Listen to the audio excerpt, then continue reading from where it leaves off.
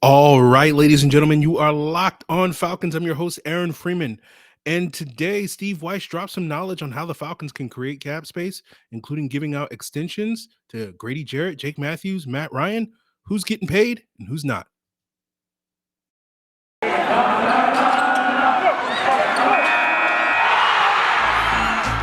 You are Locked On Falcons, your daily Atlanta Falcons podcast. Part of the Locked On Podcast Network, your team every day.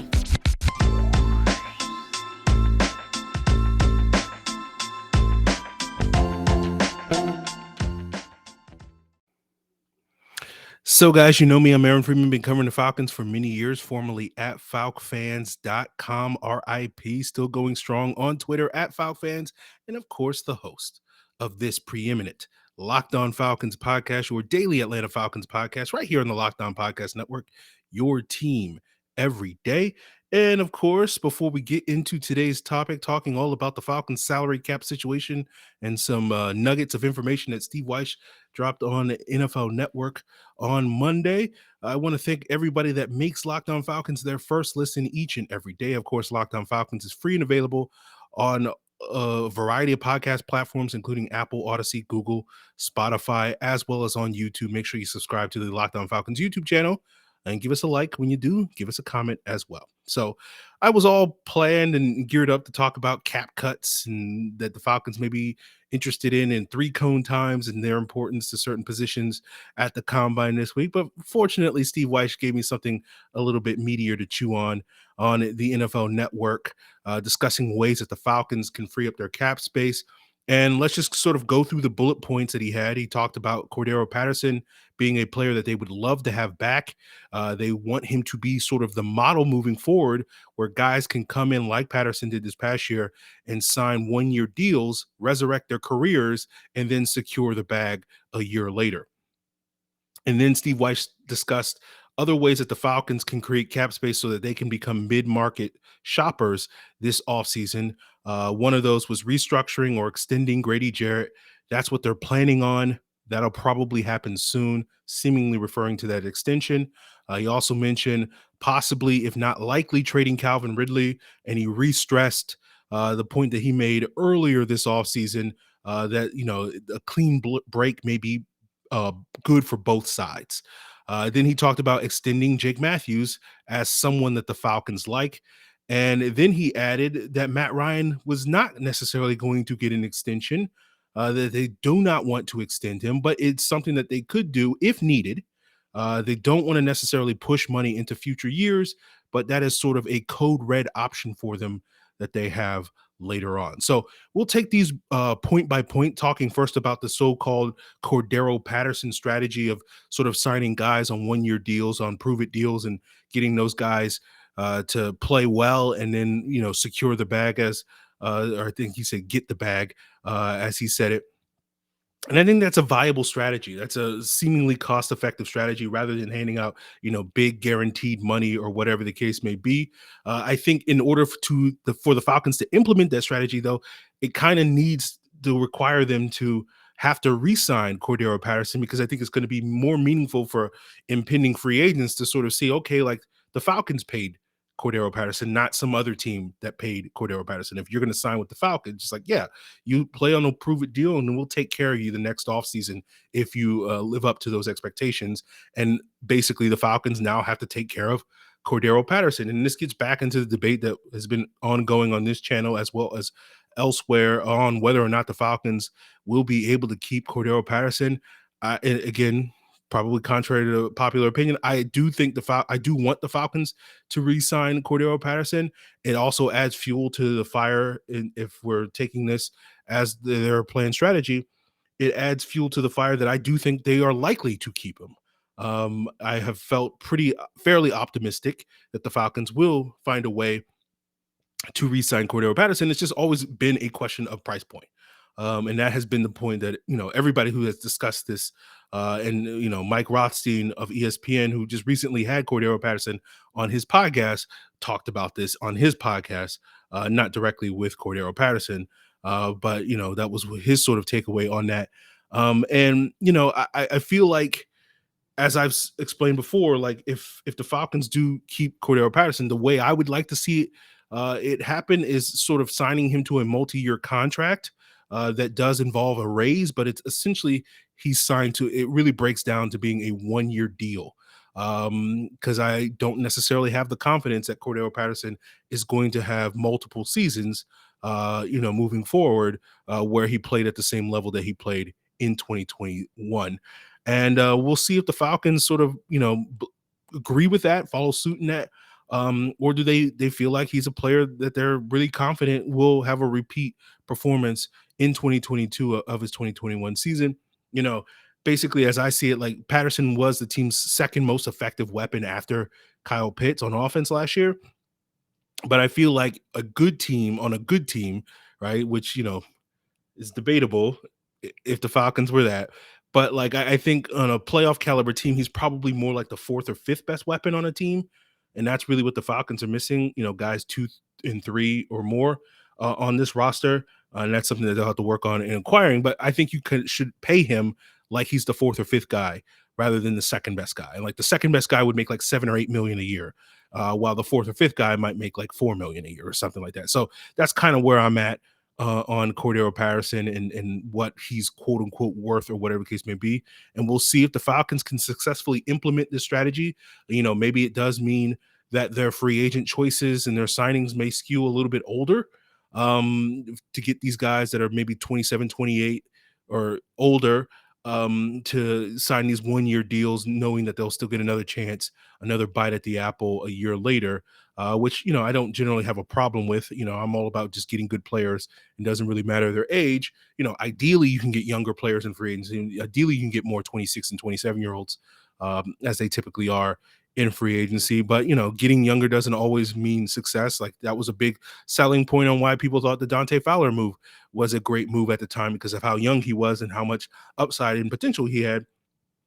We saw that did not necessarily play out in that way. Although, of course, all these concerns about age and youth and whatnot do not apply to James Daniels. Of course, James Daniels is the exception to that, and he is young and a stud, and he will be great in Atlanta. So hopefully, this indication is not that the Falcons are looking for a left guard or a center or whatever case may be to sign a 1-year deal, and they're willing to make James Daniels the exception to the rule and sign him to a long-term contract. So we'll see how that unfolds. We'll see about what else Steve Wyche was talking about in their paths to creating cap space, including restructures and or extensions for players like Grady, Jarrett, and Jake Matthews, as well as a Ridley trade as we continue today's Locked On Falcons podcast. But speaking of extensions, while the football season may be over, betting season is extended all year long at BetOnline.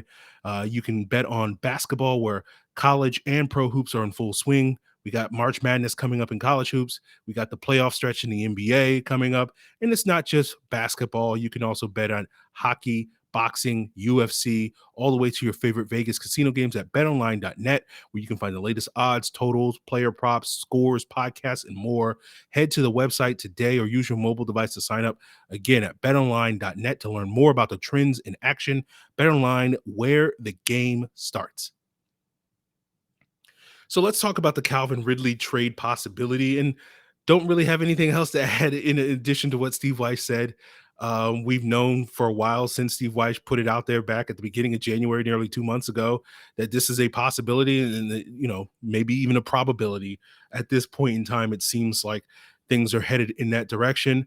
And again, don't really have a whole lot to add to this conversation. We'll just sort of see if that's the direction the Falcons are heading, then so be it. That's what we'll have to live with. Again, we'll have to see the Falcons trade one of their top offensive weapons for the second offseason in a row. And ultimately, that decision, that choice will be measured by what the Falcons get back via trade, and sort of how the Falcons choose to fill that void in their need to find playmakers in that sort of Ridley size hole on their offense this offseason. And obviously we saw that was a issue for the Falcons, not having that sort of reliable playmaker week in and week out throughout the 2021 season. Obviously we had Kyle Pitts and Cordarrelle Patterson certainly showing up for a number of times in a number of games.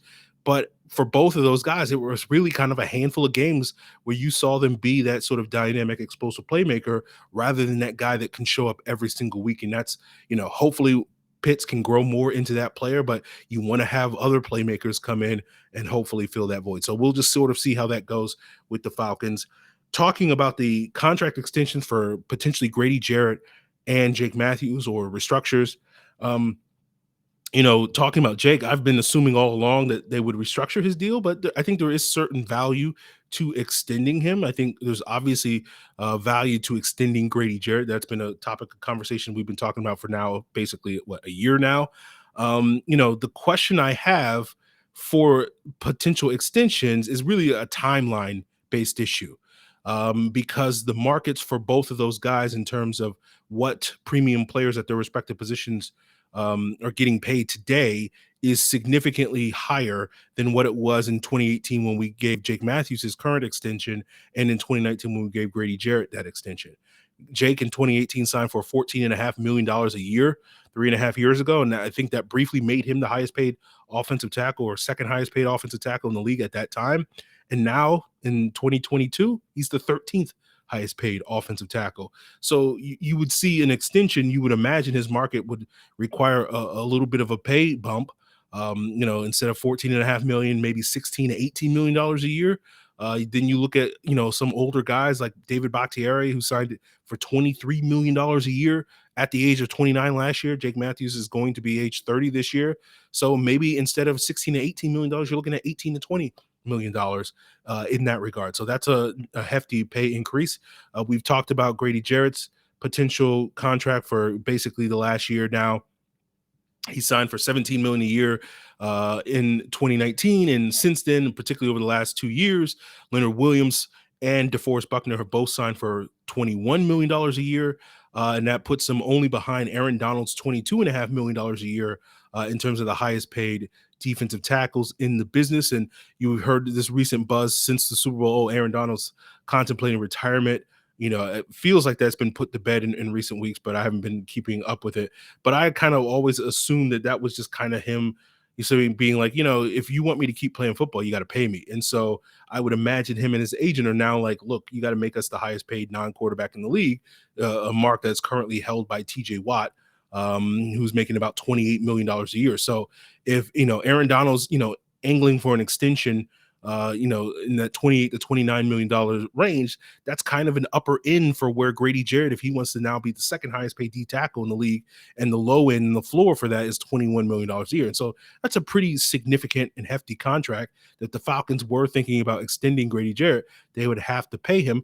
And that's kind of why I'm getting to the point of this is probably the point that Steve Wyche brought up that I'm probably the most skeptical about in terms of getting one of these big time extensions done this offseason. It's just typically the timeline for these monster contracts, these blockbuster deals. It takes several months for these deals to get done. We've seen in the past under the previous regime where a lot of these big deals got done in the summer, not at the beginning of the offseason. Even a contract extension like Matt Ryan, which was relatively early in the timeline back in 2018, that didn't happen until after the draft. So it was like 2 months into the offseason before they were able to get that deal done. And so it would be interesting to see sort of if the Falcons can sort of reverse that trend. We have Jeff Schultz on the podcast a couple of weeks ago talking about how the Falcons would potentially and likely punt the Grady Jarrett contract extension to next offseason, presumably when they would also have the flexibility after his contract expires after this season to potentially tag him and then extend their negotiating window to the summer, like we saw in that 2019 year when he last signed his extension. And Jeff mentioned how, the negotiation with Grady Jarrett's agent, I believe Todd France, if I'm not mistaken, he's a tough negotiator, so it'll be a tough contract extension. So it'll be interesting to see if that happens, right? But who knows? Like we could be looking at this regime and saying like, okay, like for other NFL teams and for the Falcons under Thomas Dimitroff, yeah, these negotiations would take 3 to 6 months or more to get these deals done. But Terry Fontenot and company and Chris Olsen, I think, is their chief cap guy. Maybe they can get these deals done in 3 weeks. It's a possibility. So we'll just sort of have to see how that goes. Otherwise, you're just looking at, okay, like maybe they get a deal done this summer, but that's not going to help the Falcons spend money in free agency. So I look at that two notion about extending both of these guys with a little bit more skepticism than any of the other points. But certainly, if they were to able to get a deal done with both of these guys in the next 3 or so weeks ahead of free agency, it could save the team a considerable amount of cap space. Between the two of them, they're making about $47.5 million towards the Falcons' 2022 salary cap, which is 23% of their salary cap. And depending on how they structure any sort of extensions that they give them, you could realistically, I went through overthecap.com and used their contract and salary cap calculator and gave Grady Jarrett a 3-year extension, averaging about $21 million a year, and Jake a 2-year extension, I think averaging about $18 million a year, or whatever the case may be. And I was able to save the team roughly $20 million in cap space in 2022. And so, it's certainly a big windfall if the Falcons can pull this off. So we'll sort of see about that. The other, big topic that Steve Wyche talked about in terms of the ways the Falcons could create cap space, which is sort of their emergency option, as he put it. Their code red option was, not touching Matt Ryan's contract, but possibly extending him as that sort of emergency option. And, that has some meaning because it could be a strong indicator, another signal that Matt Ryan's days in Atlanta are somewhat limited. And we'll get into exactly what I mean by that as we continue today's Locked On Falcons podcast. But before we get there, guys, I do want to plug the Locked On NFL podcast that you can find on all the same podcast platforms that you are currently listening to and or watching Locked On Falcons, including on YouTube. Make sure you check out Locked On NFL to get all the scoop on all the stories going on around the league, and especially this week as more and more of these rumors and conversations come out during Combine Week. This is the time where teams will start actually talking to folks about, potential trades and whatnot. This is sort of that big time for the NFL. So check out Locked On NFL to get all the latest news around the league in these ongoing stories. So today's episode is also brought to you by Rock Auto. With ever increasing numbers of makes and models, it's now impossible for your local chain auto parts store to stock all the parts you need. Why wait while the person behind the counter orders parts on their computer when you already have access to rockauto.com at home or in your pocket? Save time and money when using Rock Auto instead of spending up to twice as much for the same parts from a chain store or car dealership. Rock Auto is a family business serving do-it-yourselfers for over 20 years with reliably low prices for every customer. They have everything you need from brake parts, tail lamps, motor oil, even new carpet. Just go to rockauto.com right now and use their easy to use catalog and see all the parts available for your car or truck. And when you do, make sure you write Locked On in the How Did You Hear About Us box so that they know we sent you. Amazing selection, reliably low prices, all the parts your car will ever need. rockauto.com. So let's talk about Matt Ryan. And, I've been assuming now for several months now that the Falcons would ultimately restructure Matt Ryan's contract this offseason, not extend him this offseason, mostly because I felt like the $11 million in savings that they would probably be able to net in a restructure was just too easy to do. It's just money that's just hanging out there. You need to get a deal done. And again, because I wasn't necessarily expecting these big time extensions for players like Grady Jarrett or Jake Matthews to come anytime soon, it's like, well, there's $11 million, that's ready to go that you can just, pluck off the tree, and that's ready to be spent this offseason. But there is a ticking clock on sort of getting any touching or reworking Matt Ryan's contract. By March 19th, the Falcons are going to have to make a decision, right? And that's the day where his $7.5 million roster bonus is due. Now, the Falcons don't necessarily have to make a decision. And that's really the point that Steve Wyche was making, which is they could opt to do nothing, and they could opt to continue to make Matt Ryan the highest paid player in NFL history as far as his cap hit in 2022, which is approaching $49 million. And initially you would, and I've been saying on this podcast for over a year, there's no way that Matt Ryan would play under that contract. We have many guests on the podcast come on and say there's no way that Matt Ryan's playing under that contract. But apparently, according to Steve Wyche, it's a possibility that the Falcons could allow Matt Ryan to play on that cap figure on his contract. So it's not completely crazy, right? Especially if you can get deals done with Jake Matthews and Grady Jarrett to free up cap space along the way. If you can create $20 million of cap space by restructuring or extending those guys or whatever the case may be, then it can leave the option open for the Falcons to not touch Matt Ryan's contract. And, why wouldn't the Falcons want to touch Matt Ryan's contract? Well, as Wyche put it, not to put money into future years. And there's value to that. And the reason why that's a big deal is because if the Falcons were to move on from Matt Ryan, it would be easier to move on from him as long as they can sort of not put more money on their plate in terms of dead money. And, if they're vehemently against doing that, that really does present a viable possibility, if not probability, that Matt Ryan may be moved on from as early as next season. And if you knew that Matt Ryan was going to be your quarterback in 2023, you probably would not be as concerned about moving money into that year, right? And this has been something I've been talking about since September on this podcast. Like, I don't think the Falcons know if Matt Ryan is going to be their quarterback come week 1 of 2023. And that's why you heard me during November or early December, whenever that episode was, where I said, just say no to an extension. I said an extension was not really part of the equation moving forward. And, you couple that with the fact that even though we had a report, in Sunday morning on week 18 that Matt Ryan was going to be around for 2022, the next week, Arthur Smith, pulled back, walked that back and said it was not even willing to commit to Matt Ryan being the starting quarterback in week 1 of 2022. And if a team was planning on extending a guy, why would they be hesitant to, even make a public announcement that, oh yeah, Matt Ryan's our guy this season, right? Like, that's the easiest layup that you can possibly do if an extension is in the works. And that's been part of the reason why I have, been very skeptical of that. That only adds further fuel to the fire. And I think, Steve Wyche's statement seems to only add even further fuel to this fire. So, I'm not going to sit here and do a victory lap or anything. Time will tell what the Falcons actually do if they wind up following what Steve Wyche is laid out here. But, to me, the signs have all been pointing to the Falcons beginning the preparations for life after Matt Ryan. And there's a very real possibility that life after Matt Ryan begins in the calendar year of 2023. And what's interesting is, Steve Wyche was following up, on Twitter, people were asking him more insights. And basically he said this to someone who responded to him. He said, they like Matt Ryan, plain and simple. They want to build the rest of the roster out as much as they can around him this year so they can be as competitive as possible and also have parts in place for the next quarterback in a year or so.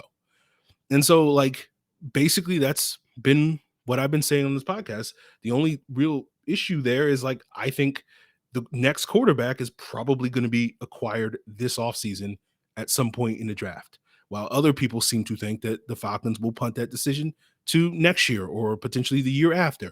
And we'll see about that. But, I think if this team is afraid to touch Matt Ryan's contract, whether that's a restructure, whether that's an extension, it's because they want to be in the best financial position to potentially move on from Matt Ryan in 2023, and so limit his dead money hit in that season, which is currently $15.6 million. And they don't want to, if what Steve Wyche is saying is true, they don't want to move any additional money into that year so that they can move on from him more easily in 2023. Now, does this necessarily mean that Matt Ryan's final season, 2022 is going to be Matt Ryan's final year in Atlanta? No, it doesn't definitely mean that. I'll say again, I think Matt Ryan's future in Atlanta is going to be taken a year-by-year basis. And if Matt Ryan performs well, if the team performs well this upcoming season, as Steve Wyche puts it, if they can be as competitive as possible and creating all this cap space to go out there and spend money and be those mid-market shoppers and go out there and live the dreams that all us Twitter GMs have of signing this guy and signing that guy, whatever the case may be, and the Falcons are competitive, then I think Matt Ryan will have more than a chance of being the Falcons quarterback come week 1 of 2023 and possibly beyond that. Nothing is set in stone. So we'll sort of see how it all plays out. But and let's be clear here. Just because Steve Wyche said this thing doesn't mean that all of this is true, right? It's not a case of Terry Fontenot texting Steve Wyche and being like, here's our 5-point plan to the offseason. Go send this out on NFL Network. I know Steve Wyche is connected in that regard, but I'm pretty sure he wasn't getting this directly from the Falcon source. We know how tight-lipped Terry Fontenot is in terms of revealing any type of information about what the Falcons intend to do. So, this is all source stuff. This is all people in the know and whatnot. But we know Steve Wyche is a good reporter. He's not making things up or anything like that. So we can trust that he has reasonably reliable sources to say that, at least some of what he is saying is probably part of their plan. The question is whether all of what he is saying is part of the plan. So, some of you asked me on Twitter, right? You're saying, okay, he didn't mention trading Deion Jones, right? So does this mean that the Falcons won't do that? And again, I don't know, because again, I don't think this was Terry Fontenot emailing or texting Steve Wyche exactly what they were planning on doing this offseason. So trading Deion Jones could be part of the plan. It might not be part of the plan, but it goes back to something we've talked about before on the podcast, where I think whether or not the Falcons move on from Deion Jones is heavily dependent on what happens in free agency with Foye Oluokun and or the rest of the linebacker position. Do they retain Foye Oluokun? Do they go out there and sign someone like a Rashaan Evans or Jayon Brown, two players that Dean Pease is familiar with from his days in Tennessee that are free agents that you would argue could be perfect replacements for Foye Oluokun should he walk out the door, and or potential addition to the roster should they decide to move on from Deion Jones as well. So I feel like until the Falcons get that middle linebacker position settled, they will not make any significant moves revolving Deion Jones. And truth be told, and this may be just me speculating right now, the Deion Jones trade may not happen until draft night, right? Like that's not something that, unlike some of these other, well, I mean, technically, I guess Deion Jones has like a roster bonus due like on March 21st. So I guess they do have a time frame in which they need to get something done with him to maximize their cap savings. But it is something that the Falcons may hold off to until draft night. So just something out there that we'll just sort of have to see how it goes. So, I think all in all, the long story short is, the Falcons are in a decent situation cap wise. Again, people have been painting very dire situations about their salary cap space. They are currently listed, according to overthecap.com, as over, I think, about $7.3 million over the salary cap. So they do have moves that they have to make in order to get under the salary cap. They do have to make additional moves in order to clear up cap space to be those mid-market shoppers. But trading Ridley, extending both Grady, Jarrett, and Jake Matthews, you're potentially creating upwards of $30 million in salary cap space, which would put them more than enough under the salary cap, in addition to potential cap cuts or trades of players like Tyler Davidson, Mike Davis, or Kendall Sheffield. And, again, the Deion Jones deal adds, $9 or so million. So we're talking about close to $50 million in terms of cap space that the Falcons are potentially playing with. So it goes back to the conversation we had, the other day on the podcast, where I think I said the number was $60 million, and that was including the $11 million that involves, restructuring Matt Ryan. So it's like one of those things. This is why you constantly hear me say the salary cap is a lie, guys. It's not because the salary cap doesn't exist. It doesn't mean that there aren't consequences to certain actions in regards to the salary cap, but it's meant to basically mean that the salary cap can be manipulated in a multitude of ways. And the only thing that's really stopping teams from spending money is their own sort of hesitance, or whatever you want to call it. So basically, people need to stop thinking about the salary cap as this impenetrable brick wall, and more, as I've often termed it, as a speed bump. So, we'll see how this unfolds. Obviously, we have a little more than 2 weeks before, I guess, as I said, 3 weeks, but I'm not doing the math in my head. It's actually a little more than 2 weeks away before we approach free agency. And so we'll keep you, geared up on all the latest goings on. We should have a guest on, Mike Rothstein, should be on tomorrow to talk a little bit more about the Falcons offseason plans, as well as we should be hearing from the Falcons general manager Terry Fontenot and Arthur Smith on Tuesday afternoon at the Combine. We'll see what information we can glean from them. We know that they tend to be very tight-lipped, so I'm not expecting them to reveal any groundbreaking stuff, but we'll sort of pick Mike's brain on that on tomorrow's episode is the plan right now. And then maybe we can revisit the 3-cone stuff a little bit later in the week and have more Combine coverage as this week unfolds. So make sure you stay tuned to the Locked On Falcons. Make sure you stay tuned to the Locked On NFL Draft podcast who's going to have this combine, who's raising their stock, who's lowering their stock, all the various topics and conversations that emerge from this next, week and a half through the 7th of March in terms of this combine. And so we'll just sort of have to see how that all breaks down. Of course, you can find Locked On NFL Draft on all the same podcast platforms that you can find Locked On Falcons, including on YouTube. So, guys, that's going to do it for us here. If you have any questions, any more things that you want to pick my brain on in terms of the Falcons salary cap situation, of course, you can always hit me up on Twitter at Locked On Falcons, Facebook at Locked On Falcons. You can send an email to lockedonfalcons@mail.com, or, of course, you can leave a comment here on the Locked On Falcons YouTube channel. So, guys, appreciate it. Until then.